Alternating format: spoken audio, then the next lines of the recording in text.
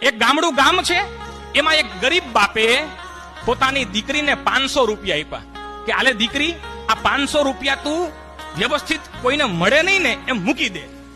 એ નાનું એવું ગામ, એમાં નાનું એવું ઝૂંપડું, એમાં નાનું એવું ઘર, ગરીબ માવતર, એમાં એ દીકરીએ ગડગડ કે દોટ મૂકી અને 500 રૂપિયાની નોટ અંદર મૂકી દીધી ઘરમાં અને દોડીને પાછી આવી ગઈ. એટલે એના બાપુજીએ પૂછ્યું કે તે ઘડીક વારમાં નોટ ક્યાં મૂકી? તને એ તો ખબર છે ને, આપણે ગરીબ માટે 500 રૂપિયા બહુ મોટી મૂડી કહેવાય. આપણા ગામમાં ચોરી થાય છે, જો ચોર ચોરી કરી જાય તો આપણી કાલ ખાવાના ફાફા પડશે, એક દીની મજૂરી વહી જશે. ત્યારે દીકરીએ કીધું કે બાપુજી ચિંતા કરો માં, મેં નોટ સાચવીને જ મૂકી છે. એટલે બાપુજીને વરી શંકા થઈ કે તે ક્યાં મૂકી? એ કે મેં રામાયણની વચ્ચે મૂકી છે. એટલે બાપુજીએ કીધું દીકરી, રામાયણની વચ્ચે મુકાય? ત્યાં તો ગમે ને મળી જાય, પૈસા કોક ચોરી જાય ને.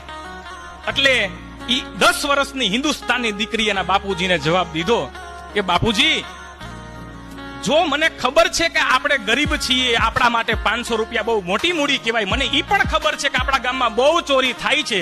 ઈ ચોર આપણા ઘરમાં ચોરી કરવા માટે આવશે ને, ઈ ઘરમાં જશે પણ રામાયણ ખોલશે નહીં, અને જો રામાયણ ખોલશે ને તો પછી કોઈ દી ચોરી કરશે નહીં.